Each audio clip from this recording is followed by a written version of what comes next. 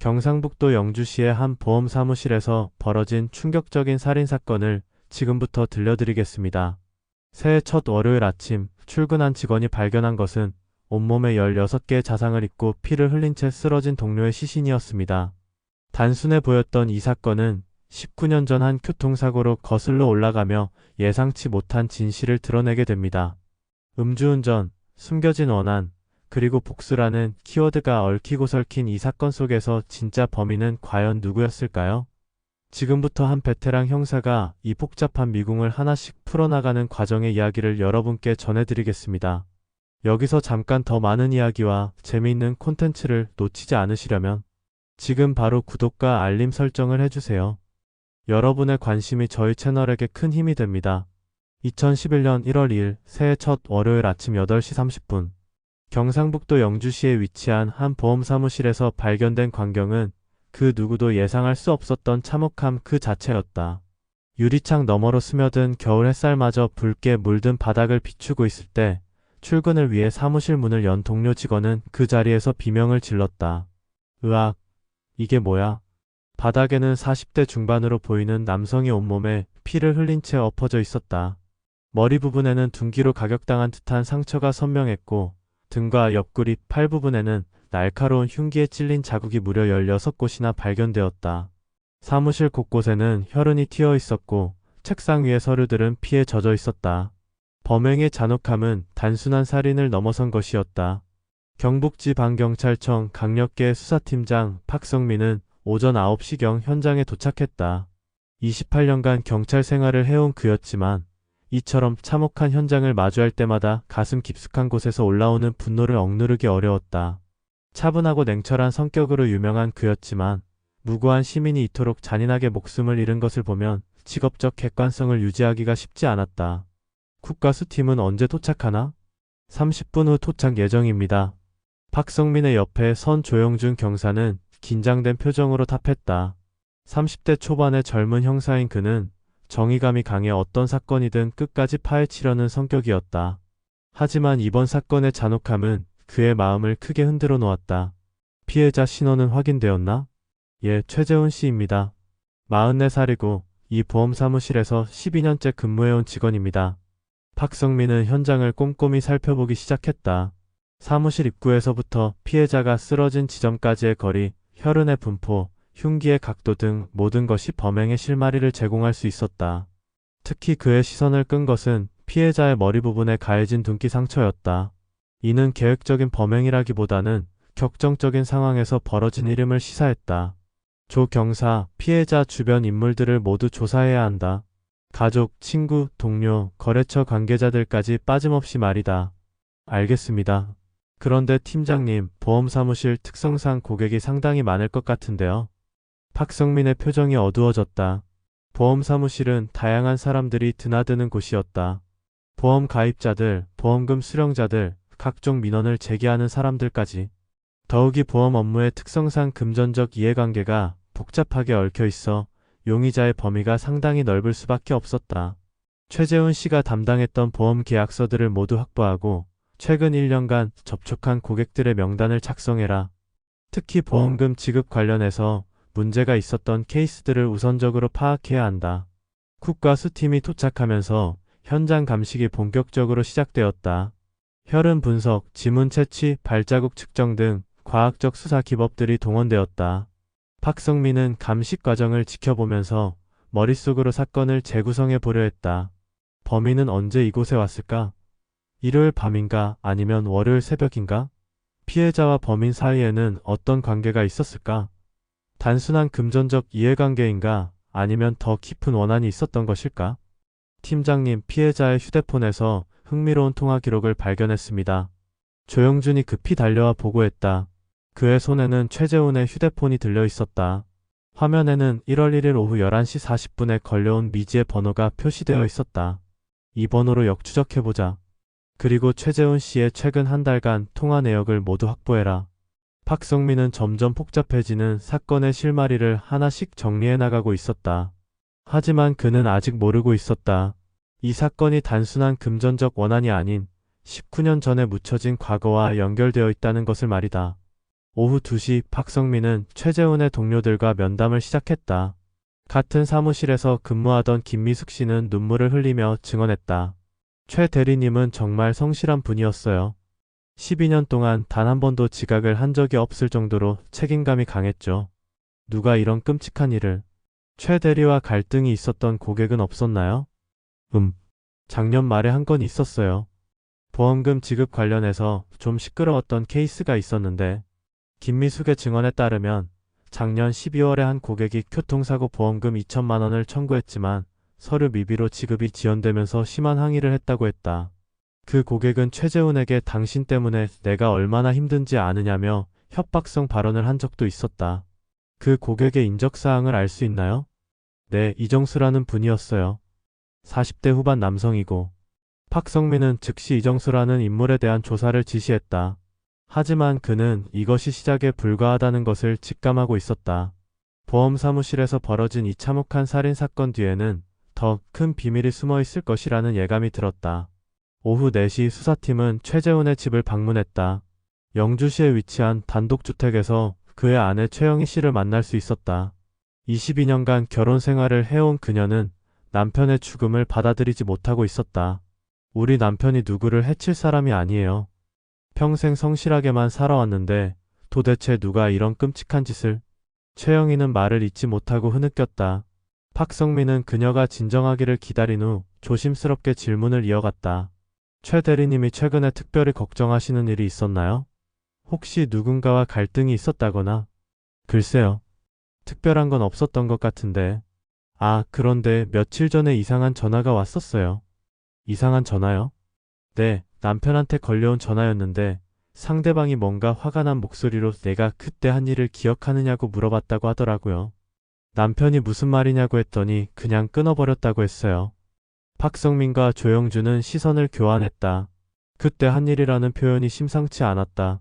이는 최재훈의 과거와 연결된 무언가가 있음을 시사하는 것이었다. 그 전화가 언제 걸려왔나요? 지난주 목요일이었던 것 같아요. 남편이 퇴근하고 나서 저한테 얘기해줬거든요.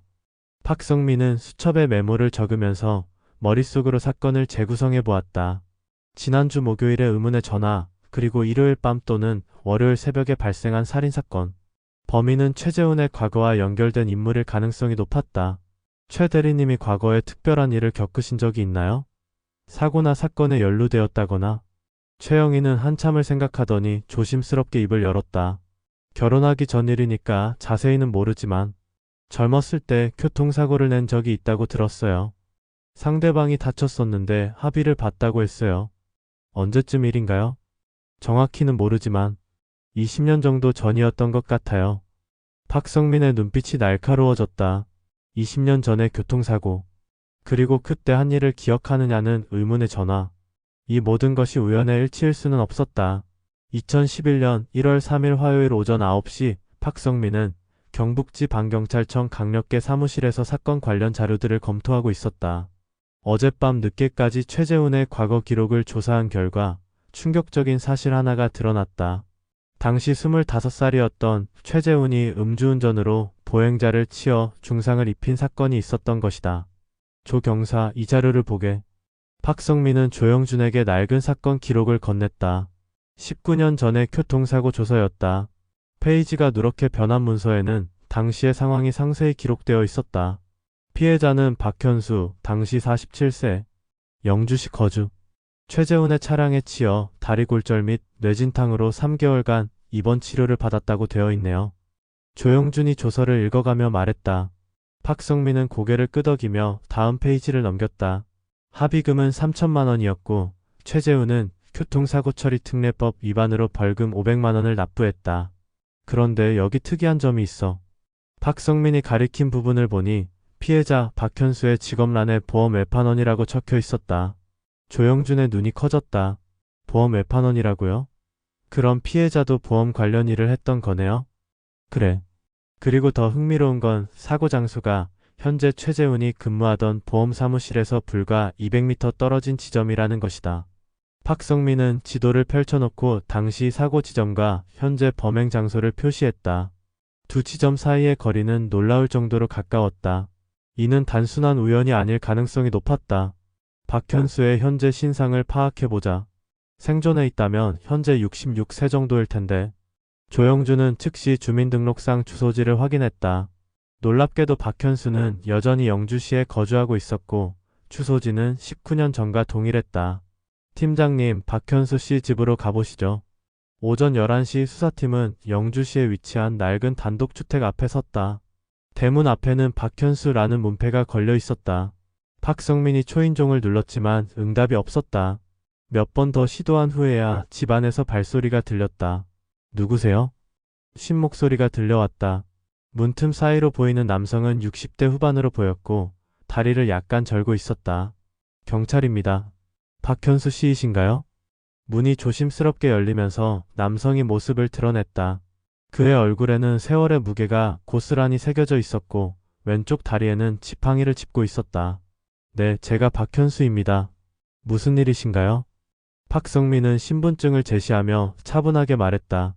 최재훈 씨 관련해서 몇 가지 여쭤볼 것이 있습니다. 실례지만 잠시 시간을 내주실 수 있을까요?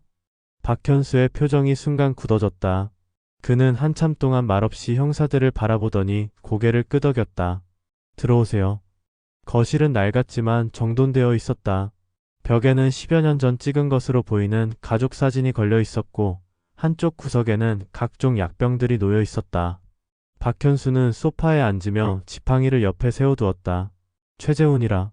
오랜만에 듣는 이름이네요. 19년 전 교통사고를 기억하고 계시는군요. 박성민의 말에 박현수는 쓴웃음을 지었다. 어떻게 잊을 수 있겠습니까? 이 다리 때문에 평생 고통받고 있는데 말이죠. 조영준이 수첩을 꺼내며 질문했다. 당시 합의는 원만히 이루어진 것으로 알고 있는데요. 원만하다고요? 박현수의 목소리에 분노가 섞여 들어갔다. 3천만 원 받고 원만히 합의했다고 생각하십니까? 저는 그 사고 때문에 일을 할 수 없게 되었어요. 보험 외판원이라는 직업이 얼마나 고된 일인지 아세요? 하루 종일 걸어다니며 고객을 만나야 하는데 다리를 다친 저에게는 불가능한 일이 되어버렸죠. 박성민은 박현수의 말을 주에 깊게 들었다. 그의 목소리에는 19년 동안 쌓인 한이 고스란히 담겨 있었다. 그 후에는 어떻게 생활하셨나요? 처음 몇 년은 아내가 파트타임으로 일해서 근근히 살았어요. 하지만 아내가 5년 전에 암으로 세상을 떠났죠. 치료비로 그나마 있던 돈도 다 썼고요. 박현수는 벽에 걸린 아내의 사진을 바라보며 말했다. 그의 눈가에는 눈물이 맺혀 있었다. 지금은 기초생활수급자로 살고 있습니다. 한 달에 수습비로 생활비, 약값, 모든 걸 해결해야 해요.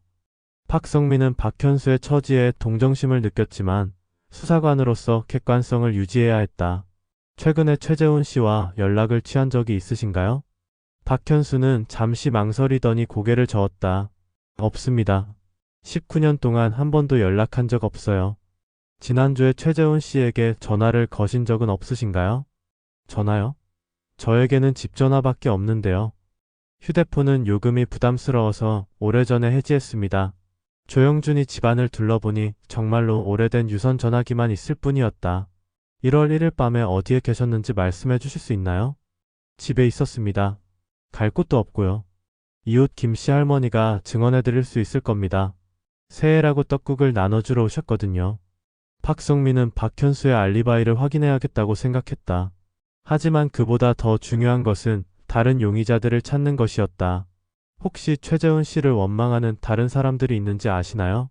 같은 사고 피해자라든지. 박현수는 한참을 생각하더니 입을 열었다. 그 사고 당시에 제 아들도 같이 있었어요. 아들이요? 네, 현우라고 하는데 당시에 고등학생이었어요. 아버지인 제가 다치는 걸 직접 목격했죠. 그 아이가 얼마나 충격을 받았는지. 박성민의 심장이 빨리 뛰기 시작했다. 사고를 목격한 아들이 있었다는 것은 예상치 못한 정보였다. 현재 아드님은 어디에 계신가요? 서울에서 일하고 있어요. 건설 현장에서 일용직으로 일한다고 하는데 자주 연락하지는 않아요. 언제 마지막으로 연락하셨나요? 박현수는 달력을 확인하더니 탑했다. 작년 추석 때였던 것 같아요. 그때도 잠깐 안부 인사만 하고 끊었어요. 박성민은 박현수의 아들 박현우에 대한 정보를 더 자세히 알아야겠다고 생각했다. 사고를 목격한 트라우마, 아버지의 평생 장애, 가정의 경제적 어려움 등이 복합적으로 작용해 복수심을 키웠을 가능성이 있었다. 아드님의 연락처를 알 수 있을까요? 휴대폰 번호는 있는데 요즘 받지 않아요. 아마 번호를 바꿨을 수도 있고요. 박현수는 낡은 주소록에서 번호를 찾아 알려주었다. 박성민은 즉시 조영준에게 확인을 지시했다. 오후 2시 수사팀은 박현수의 이웃들을 면담했다. 김순덕 할머니는 1월 1일 밤 박현수가 집에 있었다고 증언했다. 그날 밤 10시쯤에 떡국을 갖다 드렸어요. 박 씨가 혼자 텔레비전 보고 있더라고요. 새해 특집 프로그램 말이에요. 박현수의 알리바이는 확실해 보였다. 하지만 그의 아들 박현우에 대한 수사는 이제 시작이었다. 오후 4시 조영준이 중요한 정보를 가져왔다. 팀장님, 박현우의 휴대폰 번호를 추적해봤는데 이상한 점을 발견했습니다. 어떤 점인가? 지난달부터 갑자기 영주 지역에서 전화를 사용한 기록이 있어요. 서울에서 일한다고 했는데 말이죠. 박성민의 눈빛이 예리해졌다. 더 자세히 조사해봐. 그리고 건설업체에도 연락해서 박현우의 근무 상황을 확인해보고. 저녁 6시 충격적인 사실이 드러났다. 박현우가 다니고 있다던 서울의 건설업체에서는 그가 지난달부터 무단 결근 상태라고 했다. 즉, 그는 한 달 전부터 영주에 있었던 것이다. 이제 박현우를 찾아야 한다. 그가 어디에 머물고 있는지 파악해. 박성민은 사건이 새로운 국면으로 접어들고 있음을 직감했다. 19년 전의 교통사고가 단순한 과거가 아니라 현재의 살인사건과 직접적으로 연결되어 있을 가능성이 높아졌다. 밤 9시 박성민은 사무실에서 사건 전체를 다시 정리해보았다. 최재훈의 잔혹한 살인, 19년 전의 교통사고, 피해자 박현수와 그의 아들 박현우. 모든 퍼즐 조각들이 하나씩 맞춰지고 있었다. 하지만 그는 아직 알지 못했다. 이 사건의 진실이 단순한 복수가 아닌 더욱 복잡하고 충격적인 진실을 숨기고 있다는 것을 말이다. 박성민은 긴급 수사회의를 소집했다. 밤새 박현우의 행적을 추적한 결과 놀라운 사실들이 속속 드러나고 있었다. 회의실에는 강력계 수사팀 전체가 모여 있었고 화이트보드에는 사건 관련 인물들의 관계도가 복잡하게 그려져 있었다. 현재까지 파악된 상황을 정리하겠다. 박성민이 화이트보드를 가리키며 말을 시작했다. 박현우 32세. 지난달 12월 10일부터 서울 직장에 무단 결근 상태. 같은 시기부터 휴대폰 위치 추적 기록이 영주 지역에서 발견됨. 그리고 가장 중요한 것은 박성민이 잠시 말을 멈추고 팀원들을 둘러보았다. 1월 1일 오후 11시 40분 최재훈에게 걸려온 의문의 전화번호가 바로 박현우의 휴대폰 번호와 일치한다는 것이다. 회의실에 긴장감이 흘렀다. 조영준이 손을 들며 말했다. 그럼 박현우가 범인일 가능성이 높다는 얘기네요. 섣불리 단정할 수는 없다. 하지만 강력한 용의자임은 분명하다. 문제는 그의 현재 행방이다. 박성민은 밤새 고민했던 수사 방향을 팀원들에게 설명했다. 단순히 박현우를 체포하는 것이 아니라 사건의 전모를 파악하는 것이 중요했다. 19년 전의 교통사고와 현재의 살인사건 사이에는 아직 밝혀지지 않은 무언가가 있을 수 있었다. 김 경사는 영주시 내 모든 모텔과 여관을 확인해 박현우가 머물고 있을 가능성이 있다. 이 경사는 시내 CCTV를 분석해서 박현우의 동선을 파악하고. 알겠습니다. 팀원들이 각자의 임무를 받고 나간 후 박성민은 조영준과 함께 남았다. 조 경사, 너는 나와 함께 최재훈의 과거를 더 자세히 파봐야겠다. 19년 전 사고 이외에 다른 사건은 없었는지 말이다. 네, 팀장님. 그런데 혹시 박현우 외에 다른 용의자도 고려해봐야 하지 않을까요? 박성민은 고개를 끄덕였다. 조영준의 신중한 접근 방식은 수사에 도움이 되었다. 맞다. 보험사무실 특성상 금전적 갈등이 있을 수 있는 고객들도 놓칠 수 없다. 어제 김미숙 씨가 언급했던 이정수부터 확인해보자. 오전 12시 수사팀은 이정수의 집을 찾아갔다. 영주시 상망동에 위치한 아파트에서 만난 이정수는 48세의 건장한 남성이었다. 그는 작년 교통사고로 다리를 다쳐 보험금 2천만 원을 청구했지만 서류 문제로 지급이 지연되어 최재훈과 갈등을 빚었던 인물이었다. 최재훈 그 자식 죽었다고요? 이정수의 반응은 의외로 담담했다. 오히려 약간의 안도감마저 보이는 것 같았다. 보험금 문제로 갈등이 있었다고 들었는데요. 갈등이라고 할 것도 없어요. 정당한 보험금을 달라는 건데 그 놈이 온갖 트집을 잡으면서 지급을 미뤘거든요. 이정수는 거실 테이블 위에 놓인 서류 뭉치를 가리켰다. 보험 관련 서류들이 수북히 쌓여 있었다. 결국 보험금은 받으셨나요? 네, 작년 말에 받았어요. 2천만 원 전액 다 받았습니다. 박성민은 이정수의 말에 주목했다. 보험금을 이미 받았다면 최재훈을 살해할 동기가 약해진다. 1월 1일 밤에 어디 계셨는지 말씀해 주실 수 있나요? 집에서 가족들과 함께 있었어요. 아내하고 아이들이 증명해 줄 수 있어요. 이정수의 아내와 자녀들의 증언을 확인한 결과 그의 알리바이는 확실했다. 더욱이 그는 최재훈의 과거에 대해 전혀 알지 못했다. 오후 1시 수사팀에게 중요한 제보가 들어왔다. 영주시 문수면의 한 모텔에서 박현우로 추정되는 남성이 12월 중순부터 머물고 있다는 것이었다. 가명으로 투숙했는데 신분증 확인 과정에서 박현우 본인이 맞는 것 같습니다. 김 경사의 보고를 받은 박성민은 즉시 현장으로 향했다. 문수면은 영주시 외곽에 위치한 한적한 곳이었다. 산들 모텔이라는 작은 간판이 걸린 2층 건물 앞에서 수사팀은 잠시 작전을 논의했다. 무작정 체포하지 말고 먼저 상황을 파악해보자. 그가 저항할 가능성도 있다. 박성민의 지시에 따라 팀원들은 모텔을 포위했다. 모텔 사장에게 박현우가 머물고 있는 방 번호를 확인한 후 조심스럽게 접근했다. 2층 205. 박성민이 문을 두드렸다. 박현우 씨 경찰입니다. 문 좀 열어주세요. 한참 동안 조용하더니 안에서 발소리가 들렸다. 문이 천천히 열리면서 30대 초반의 남성이 모습을 드러냈다. 키는 175cm 정도였고 야윈 체격의 수염을 기르고 있었다.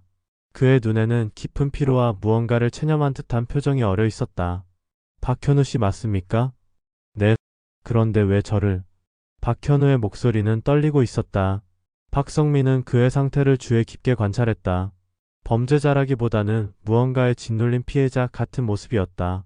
최재훈 씨 사건 관련해서 몇 가지 여쭤볼 것이 있습니다. 동행해 주시겠습니까? 박현우는 한참 동안 망설이더니 고개를 끄덕였다. 알겠습니다. 경찰서로 향하는 차 안에서 박현우는 계속 침묵을 지켰다.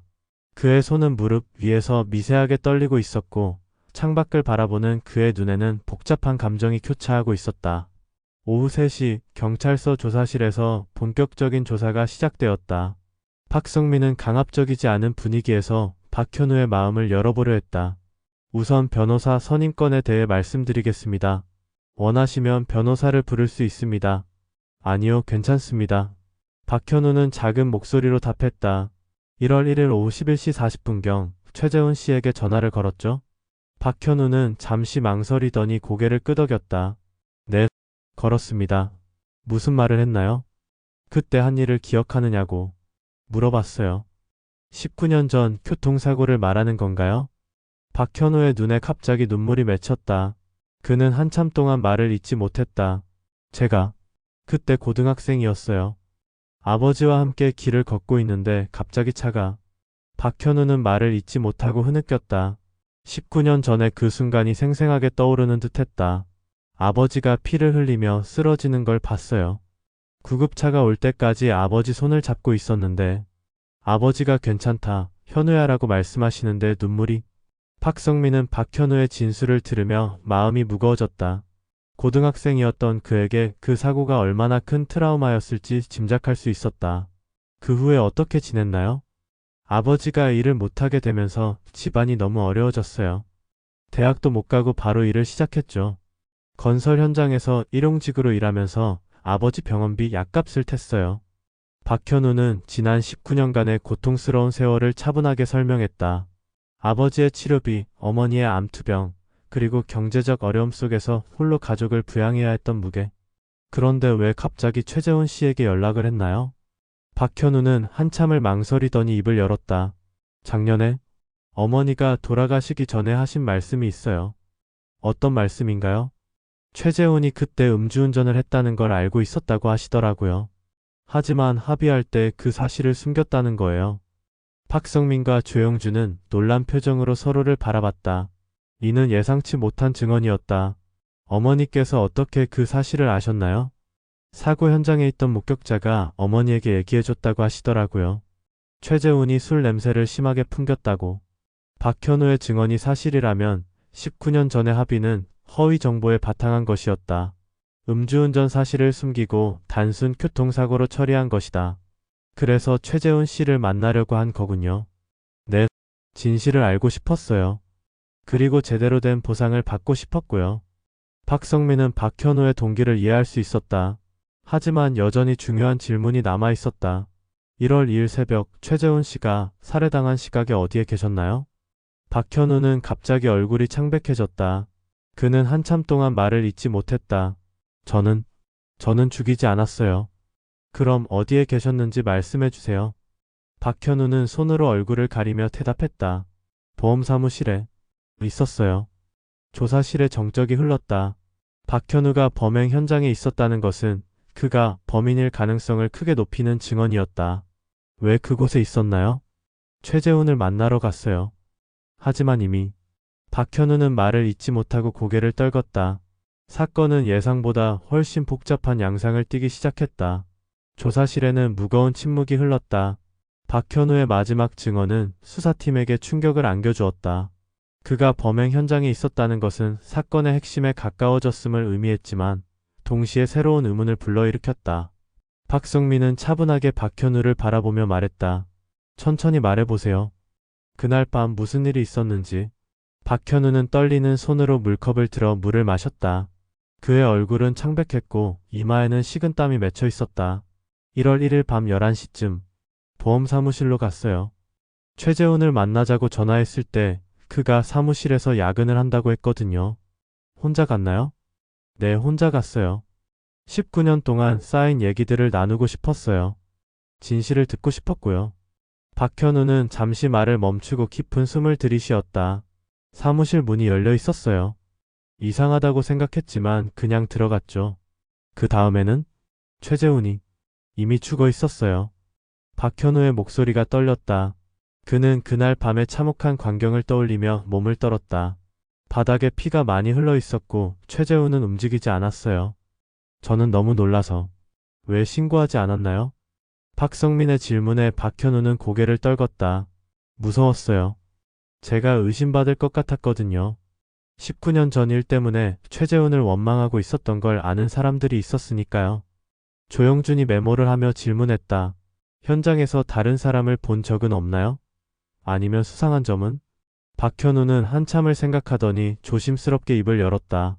그런데 이상한 게 하나 있었어요. 무엇인가요? 최재훈의 책상 위에 편지 봉투가 하나 있었어요. 제 이름이 적혀 있더라고요. 박성민과 조영준은 놀란 표정으로 서로를 바라봤다. 이는 전혀 예상하지 못한 증언이었다. 편지 봉투요? 내용을 확인했나요? 네, 열어봤어요. 박현우는 주머니에서 구겨진 편지지를 꺼냈다. 그의 손은 여전히 떨리고 있었다. 박성민이 편지지를 받아 펼쳐보았다. 최재훈의 필체로 쓰여진 편지 내용은 충격적이었다. 박현우에게 19년 전 그날의 진실을 말하고 싶다. 나는 그날 술을 마시고 운전을 했고 당신의 아버지를 다치게 한 것은 변명의 여지가 없는 내 잘못이었다. 하지만 나도 피해자였다. 그날 내가 마신 술은 내 의지가 아니었다. 누군가 나를 술집으로 불러내어 강제로 술을 먹였고 정신을 잃었다가 깨어나니 차 안에 있었다. 그리고 사고가 났다. 나는 지난 19년 동안 누가 나를 그렇게 만들었는지 알아내려고 노력했고 그리고 드디어 진실을 알게 되었다. 그 사람은 당시 같은 보험회사에서 일하던 동료였고 그가 나를 음주운전으로 몰아 회사에서 쫓아내려 했던 것이다. 하지만 계획이 틀어졌다. 나는 회사를 그만두지 않았고 그는 다른 곳으로 이직을 했다. 그런데 최근에 그가 다시 나타났다. 이번에는 아예 나를 없애려고 한다. 만약 내게 무슨 일이 생긴다면 진짜 범인은 이순철이다. 현재 영주시에 살고 있다. 박현우 미안하다. 내가 더 용기를 냈다면 진실을 일찍 말할 수 있었을 텐데. 최재훈. 박성민은 편지를 읽으며 사건의 전모가 드러나는 것을 느꼈다. 이는 단순한 복수살인이 아니라 19년 전부터 시작된 치밀한 계획의 결과였다. 이순철이라는 인물을 아시나요? 박현우는 고개를 저었다. 처음 듣는 이름이에요. 박성민은 즉시 이순철에 대한 신원 조회를 지시했다. 10분 후 충격적인 정보가 들어왔다. 이순철 50세. 19년 전 최재훈과 같은 보험회사에서 근무했으나 2000년에 이직. 현재 영주시에서 소규모 보험 대리점을 운영하고 있었다. 더욱 놀라운 것은 그가 최재훈이 살해된 날 밤 영주 시내 한 술집에서 목격되었다는 제보였다. 즉시 이순철을 수배하라. 박성민의 지시가 떨어지자 수사팀이 분주하게 움직였다. 하지만 이순철의 집에는 아무도 없었고 보험 대리점도 며칠 전부터 문을 닫은 상태였다. 오후 9시 이순철은 영주역에서 체포되었다. 서울행 기차표를 끊고 도주를 시도하던 중이었다. 그는 체포 과정에서 별다른 저항을 하지 않았지만 조사 과정에서는 완강히 부인했다. 나는 최재훈을 죽이지 않았다. 하지만 증거들은 그의 범행을 가리키고 있었다. 그의 차량 트렁크에서는 피 묻은 둔기가 발견되었고 유전자 검사 결과 최재훈의 혈액과 일치했다. 또한 그의 옷에서도 피해자의 혈흔이 검출되었다. 더욱 결정적인 것은 범행 동기였다. 이순철은 19년 전 최재훈을 음주운전으로 몰아 회사에서 축출하려 했지만 실패했다. 그 후 그는 다른 회사로 이직했지만 최재훈에 대한 원한을 품고 있었다. 최근 자신의 사업이 어려워지면서 그 원한이 극대화되었던 것이다. 최재훈이 19년 전 일의 진실을 알아냈다는 것을 안 순간 나는 모든 것이 끝났다고 생각했다. 이순철은 결국 자신의 범행을 자백했다. 그는 1월 1일 밤 최재훈을 술집으로 불러내어 다시 한번 음주운전을 유도하려 했지만 최재훈이 거부하자 격분하여 범행을 저질렀다고 했다. 나는 그저 그가 나처럼 몰락하기를 바랐을 뿐이다. 이순철의 증언을 통해 사건의 전모가 완전히 밝혀졌다. 그는 최재훈을 둔기로 가격한 후 흉기로 여러 번 찔러 살해했고 범행 후 현장을 정리하던 중 박현우가 나타나자 황급히 도주했던 것이다. 이순철은 살인죄로 기소되었고 법원은 그에게 무기징역을 선고했다. 계획적이고 잔인한 범행이었지만 극형은 피할 수 있었다. 박현우는 무혐의로 석방되었다. 그는 아버지 박현수와 함께 최재훈의 장례식에 참석했다. 영정 앞에서 박현우는 조용히 말했다. 이제야 진실을 알게 되었습니다. 미안합니다. 박성민은 사건을 마무리하며 깊은 생각에 잠겼다. 19년 전의 작은 거짓말이 결국 한 사람의 목숨을 앗아간 비극적인 사건이었다. 진실은 때로 무겁지만 그것을 외면한 대가는 더욱 참혹했다. 사건 종료 후 박현우는 서울로 돌아가지 않고 영주에 남아 아버지를 돌보기로 했다. 최재훈의 유가족은 박현수 가족에게 19년 전 음주운전에 대한 진정한 사과와 함께 추가 보상금 5천만 원을 지급했다. 진실이 이렇게 늦게라도 밝혀져서 다행입니다. 박성민은 사건 보고서를 작성하며 중얼거렸다. 정의는 때로 늦게 실현되지만 결국은 승리한다는 믿음을 다시 한번 확인할 수 있었다. 영주의 겨울은 여전히 춥고 길었지만 진실이 밝혀진 후 모든 이들의 마음에는 따뜻한 해방감이 스며들고 있었다. 19년 동안 숨겨져 있던 비밀이 마침내 세상의 빛을 보게 된 것이다. 사건은 끝났지만 박성민은 알고 있었다. 세상에는 아직도 밝혀지지 않은 진실들이 무수히 많다는 것을. 그리고 그 진실들을 찾는 것이 바로 자신의 사명이라는 것을 말이다.